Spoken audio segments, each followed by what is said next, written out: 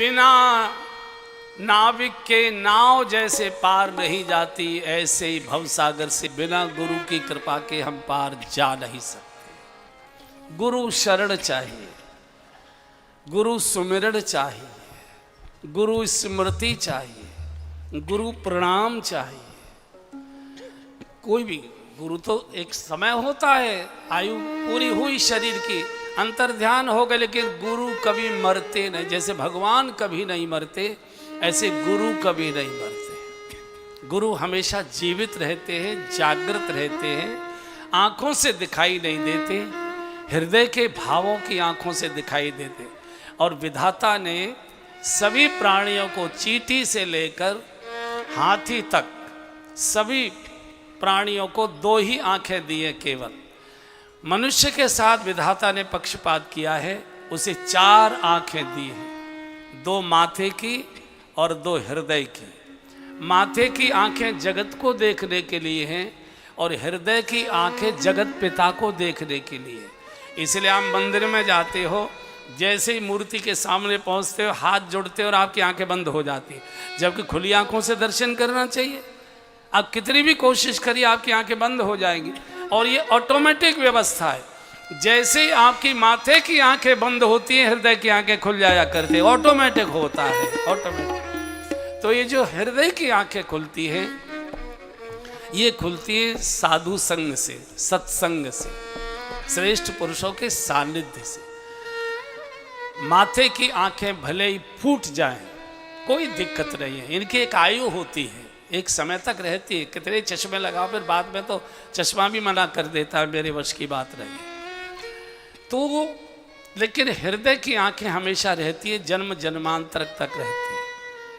हमारे ब्रज में गालियों में भी देखो कैसा आध्यात्मिक भाव भरा हुआ है। जैसे कोई बालक कोई गलती करे आए, कोई भूल कर दे, कोई अपराध कर दे, कुछ भी कर दे, और ये राजस्थान में ब्रज में ही लगता है, झुंझुनू तक तो ब्रज का ही संस्कृति है कि पूरी।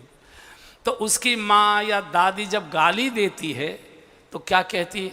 अरे तेरे हिये माथे की दोनों फूट गई थी क्या? इसका अर्थ है कि हृदय की भी आंख हुई थी और माथे की भी थी। जब दोनों फूट जाती हैं तो व्यक्ति से पाप होता है, गड्ढे में गिरता है, अंधेरे में जाएगा। माथे की फूट भी जाए और हृदय की खुली है तो भी कृष्ण बैठकर बात करने आ जाता है। सूरदास की माथे की आंखें नहीं थी, हृदय की खुली थी। भगवान श्याम सुंदर बैठे उनकी पद सुना करते थे, उनके भजन सुना करते थे। और हृदय की आंखें खुलती है सदगुरु के श्री चरणों के सुमिरण से, गुरु की शरणागति से, गुरु की शरण में रहने से, गुरु को प्रसन्न करने से। गुरु प्रसन्न साहिब सिय रामू, लागत मोहि नीक परिणाम। अपनी मधुर वाणी से, शुद्ध आचरण से, अपनी पवित्र सेवा से गुरु को प्रसन्न रखेंगे। गुरु हमेशा 24 घंटे हमारी सुरक्षा करेगा, सुरक्षा कवच। तो अब चलते चलते तीर्थराज प्रयाग प्रभु आ गए। ओहो, एक ओर से गंगा जी आ रही हैं, एक ओर से यमुना जी आ रही है। भगवान खड़े हैं गंगा का दर। कौन प्रयाग का वर्णन करेगा? एक बार गा लीजिए। को कहि सकहि प्रयाग प्रभाव, को कहि सकहि प्रयाग प्रभाव। कलुष पुंज कुंजर मृगराव, कलुष पुंज कुंजर मृगराव। अस तीरथ पति देखि सुहावा, अस तीरथ पति देखि सुहावा। सुख सागर रघुवर सुख पावा, सुख सागर रघुवर सुख पावा। हाजी को कहि सकहि प्रयाग प्रभाव, को कहि सकहि प्रयाग प्रभाव। आज पिता बेटी के द्वार पर आया है। पहले पिता जाया नहीं करते थे बेटी के यहाँ, केवल शुरू में तो लड़का देखना दाखना हो तो जाते थे, फिर बाद में तो भाई लोग ही जाया करते थे, पिता नहीं जाते थे। चूंकि गृहस्थी में 10 तरह की बातें होती है, और पिता जब आया करते थे बेटी के यहाँ, अब बेटी के पैरों में नृत्य आ जाता था एकदम, ठुमक ठुमक, इधर से बाबूजी आए, बाबूजी आए हैं, बाबूजी आए। आज बेटी के द्वार पर बाप आया है, भगवान के श्री चरणों से प्रकटी श्री गंगा जी। गंगा जी उछाल मार रहे हैं, आनंदित हैं आज। यमुना जी भी गदगद है।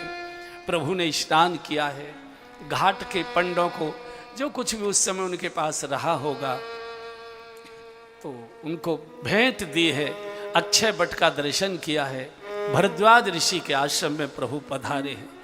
भरद्वाज जी आज आनंदित हो गए। राघव को कही सकई प्रयाग प्रभाव, आज सुफल तप तीरथ त्यागु, आज सुफल तप तीरथ त्यागु, आज सुफल जप जोग विरागु, आज सुफल जप जोग विरागु, सुफल सकल शुभ साधन साजू, सुफल सकल शुभ साधन साजू, राम तुम्हारी अवलोकत आजू, राम तुम्हारी अवलोकत। आश्रम के द्वार पर आरती का थाल लेकर भरद्वाज जैसे महर्षि खड़े हुए। आज तीर्थराज प्रयाग धन्य धन्य हो, आज सफल तप तीर्थ त्यागु।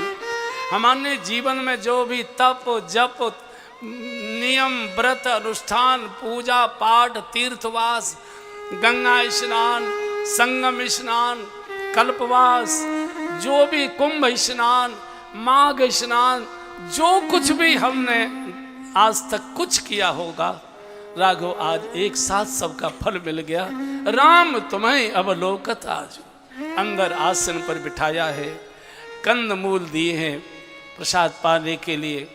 और जैसे प्रयाग के नागरिकों को पता लगा यह सुधि पाए प्रयाग निवासी, यह सुधि पाए प्रयाग निवासी, बटुता फस मुनि सिद्ध उदासी, बटता फस मुनि सिद्ध उदासी, भरद्वाज आश्रम सब आए, भरद्वाज आश्रम सब आए, देखन दशरथ सुवन सुहाए, देखन दशरथ सुवन सुहाए, राम प्रणाम कीन सब काहू, राम प्रणाम कीन सब काहू, राम प्रणाम कीन सब काहू, राम प्रणाम कीन सब काहू, मुदित देव लहि लोचन लाहू, मुदित देव लहि लोचन लाहू। पूरा प्रयाग दौड़ कर आया है। एक संत की कृपा से घर बैठे भगवंत का दर्शन हो रहा है। इसलिए संतों को मत छोड़ो भाई। जब भी भगवंत कृपा करेंगे संत की इच्छा से ही करेंगे। संत हमारे और भगवान के बीच में ट्रांसफार्मर का काम करते हैं। बिजली डायरेक्ट नहीं आती, ट्रांसफार्मर में से होकर आती है। कितनी वोल्टेज की बिजली ये सहन कर पाएंगे। इसलिए चैतन्य महाप्रभु ने ढोल बजाकर कहा है, साधु संग सर्वशास्त्र कहे, लभमात्र साधु संग सर्व सिद्धि हो।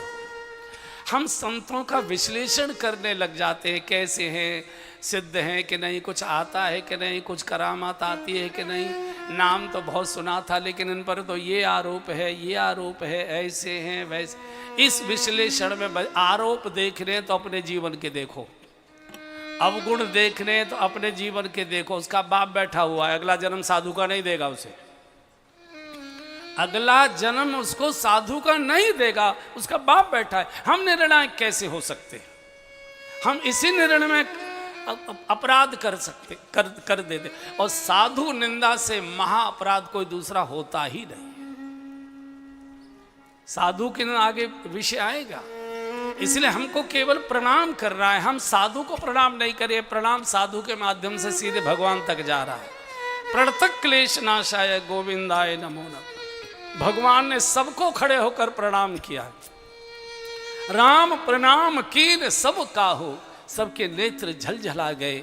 रात्रि को विश्राम हुआ, कंदमूल फल का भोजन किया। पुनः अगले दिन प्रातःकाल प्रभु गंगा स्नान करके लौटे हैं और हाथ जोड़कर का ऋषवर 14 वर्ष के लिए हम वन को आए हैं, हमको मार्ग बताइए, के कहिए नाथ हम के ही मग जाएं, हम किस रास्ते से जाएं।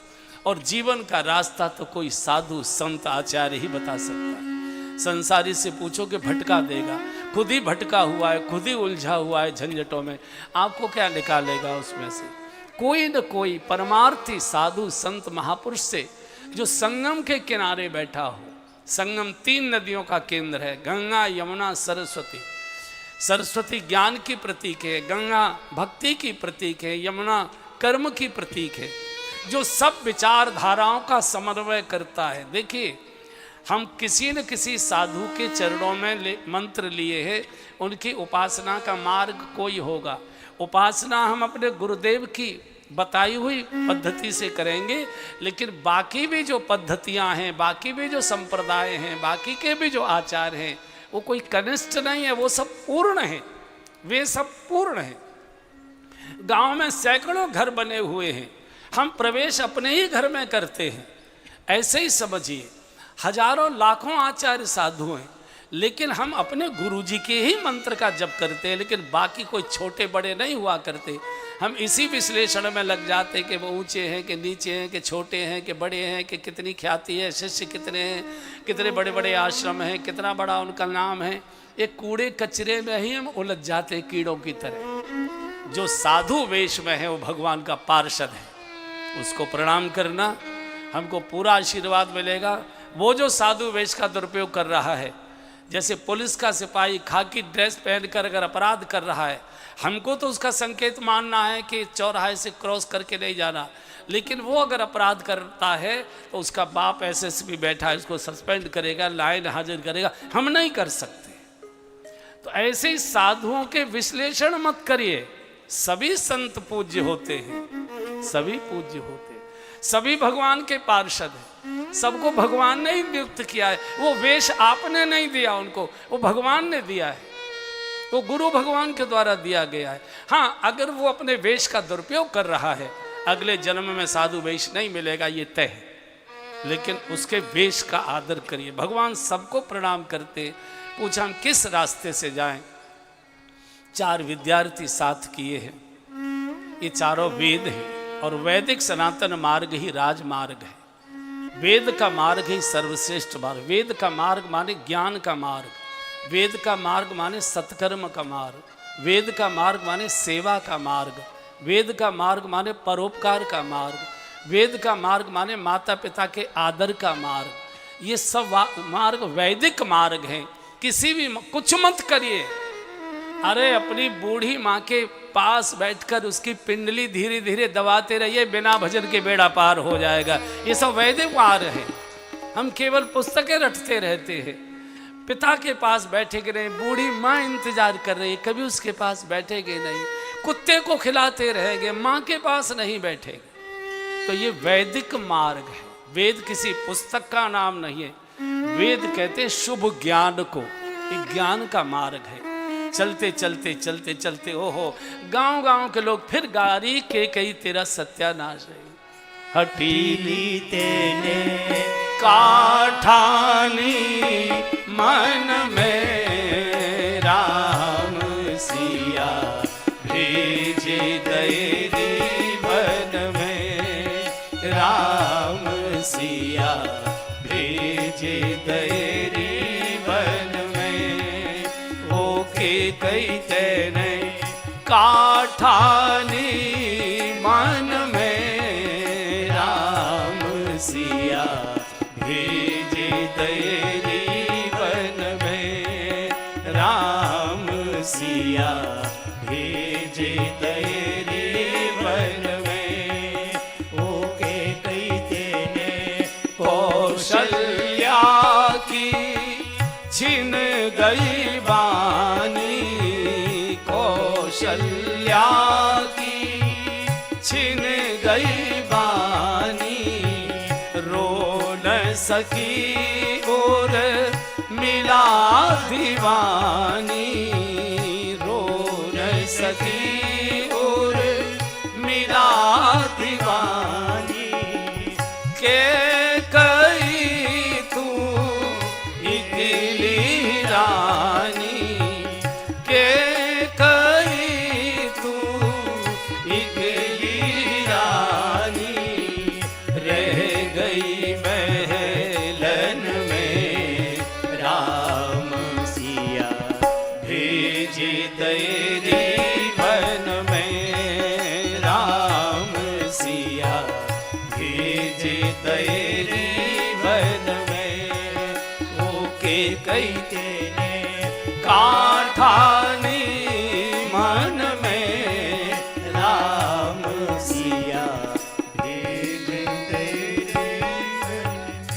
अरे अगर इनको भूमि शयन कराना था ये मखमल के गद्दे किसके लिए बनाए थे इनको कच्चे कच्चे कड़ुए कसेले कंदमूल फल खिलाने थे 56 भोग की रचना विधाता तूने किसके लिए की थी इनको वलकल धारण कराने थे रेशम के वस्त्र किसके लिए बनाए थे बहुत गाली दे रहे लेकिन नेत्रों को धन प्रभु सबको दर्शन देने के लिए निकले हैं वास्तव में सत्य तो ये है भगवान जानते थे ये बेचारे कभी अयोध्या पर नहीं आ पाएंगे कभी अयोध्या के राजमहल के द्वार तक नहीं पहुंच पाएंगे मैं ही इनके द्वार पर जाता हूं कृपा करने के लिए भगवान स्वयं ही चल कर गए गांव गांव होते गए चलते चलते वाल्मीकि ऋषि के आश्रम में पहुंचे बाहर 2 विद्यार्थी खड़े थे उन्होंने देखा अरे ये तो प्रभु श्री राम है दौड़ कर गए गुरुदेव गुरुदेव प्रभु श्री राम द्वार पर खड़े भगवान श्री राम द्वार पर खड़े हैं वाल्मीकि जी आए हैं प्रभु ने साष्टांग प्रणाम किया है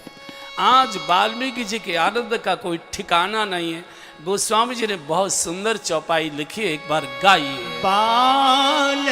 वाल्मीकि मन आनंद भाई बाल सब गाइए मन आनंद चौपाई सब गाइए यहाँ इधर झुंझुनू में वो रोग नहीं है कहीं मैं उधर पूर्वी उत्तर प्रदेश और बिहार की ओर जाता तो वहाँ ये रोग था सबके मुंह में गोबर भरा रहता है तो उसको गाना बहुत मुश्किल पड़ता है यहाँ तो वो झंझट है नहीं इसलिए खुलकर गाइए आपका भजन हो जाएगा गलत सही भी गाइए चिंता मत करिए उल्टा नाम जपत जग जाना उल्टा नाम जपत जग जाना वाल्मीकि भय ब्रह्म समाना वाल्मीकि भय ब्रह्म समाना भाव को भाव अनख आलस हूँ भाव को भाव अनख आलस हूँ हाँ नाम जपत मंगल दिश दश हूँ नाम जपत मंगल दिश दश हूँ विवश हूँ राम राम जी कही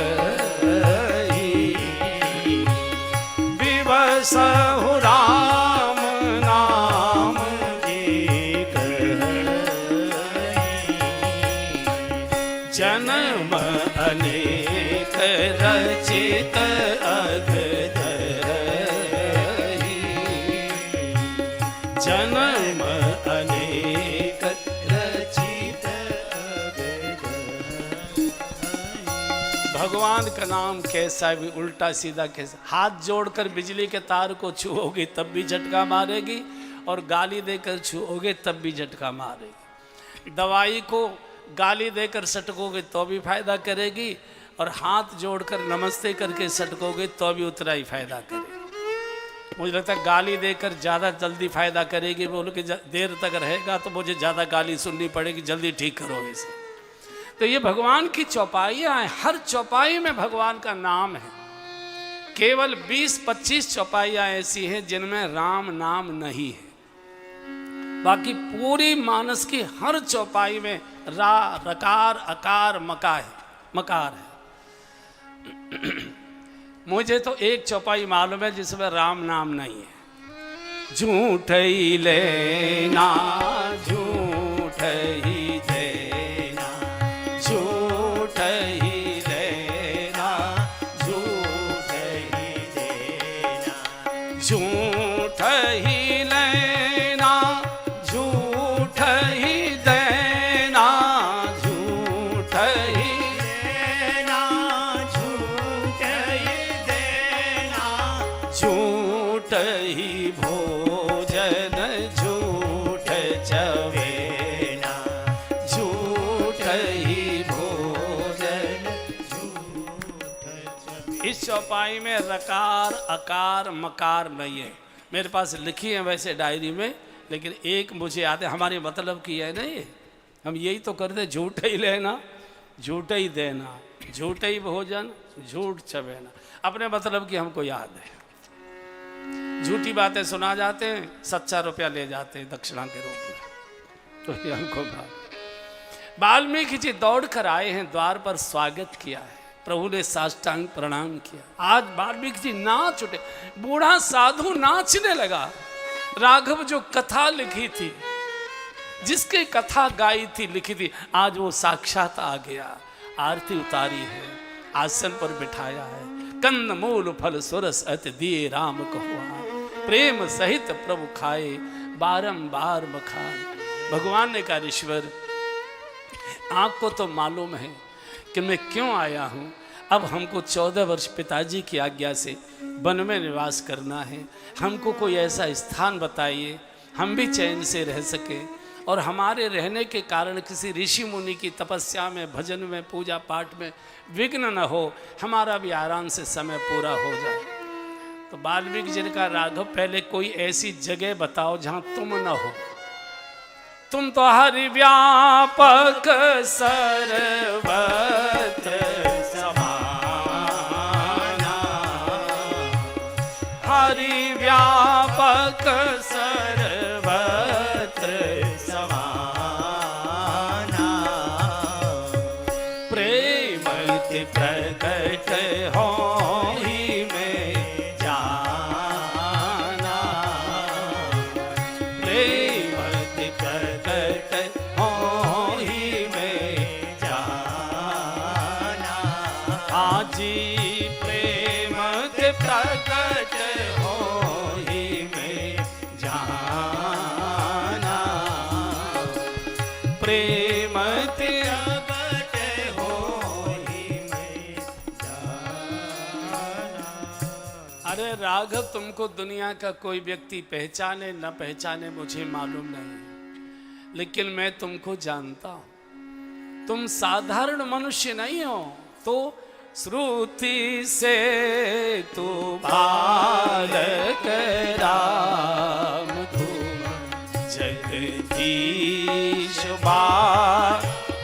जानकी, श्रुति से तू बालक राम, तुम जगदीश माया जानकी, जो सृजति जग पालते हरति रूप पाई कृपा निधान की, जो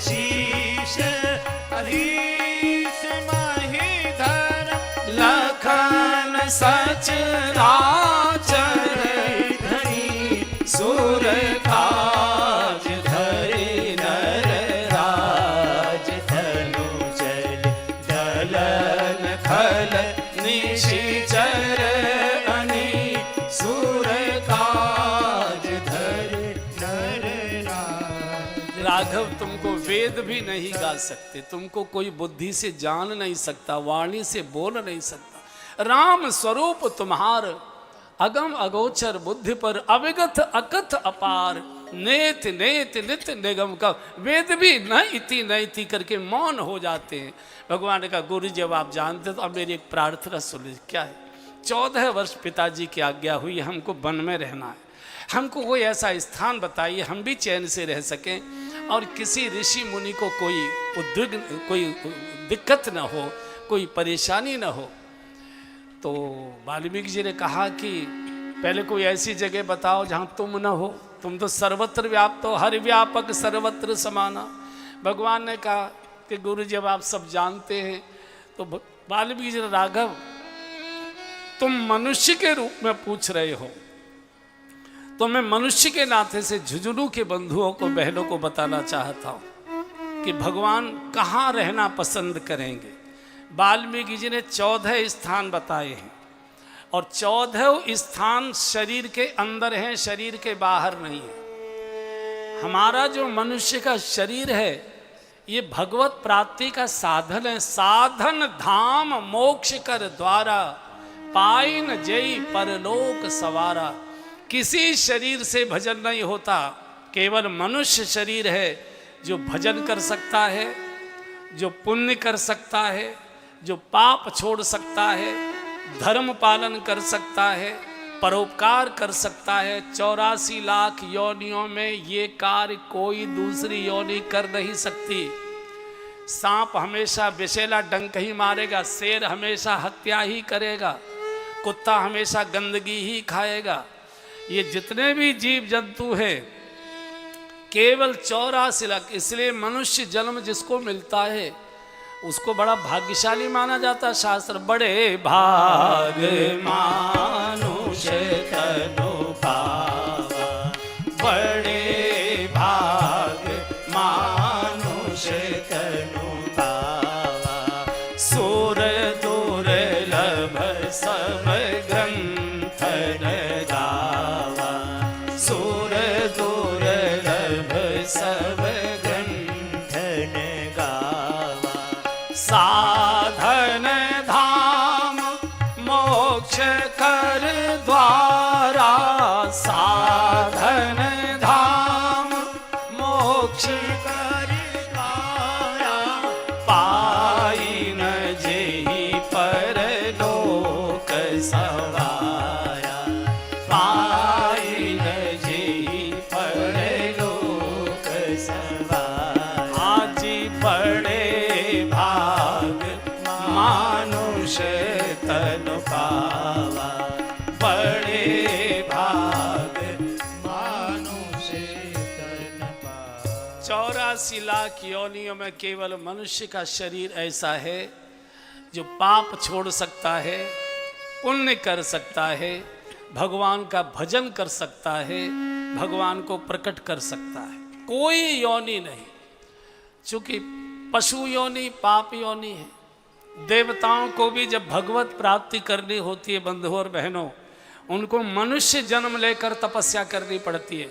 चूंकि देव योनि भोग योनि है और भोगी भोग में डूबा रह सकता है, भक्ति नहीं कर सकता, भजन नहीं कर सकता। इसलिए देवताओं को भी जब जब भगवान की प्राप्ति करनी हुई है उनको मनुष्य जन्म लेकर आना पड़ा है। मनुष्य शरीर से ही तप हो सकता है, भजन हो सकता है, पुण्य हो सकता है, दान पुण्य हो सकता है, धर्म हो सकता है, शुभ कर्म हो सकते हैं, भगवत प्राप्ति भी हो सकती है। कोई 84 लाख योनियों में देवताओं सहित कोई भगवत प्राप्ति नहीं कर सकता, कोई पाप नहीं छोड़ सकता। देवता तो हमेशा पिटते ही रहे, जो भोगी हैं, हमेशा मार खाई इन्होंने राक्षसों से, तो इनको फिर रोना पुकारना पड़ता है, तब भगवान इनकी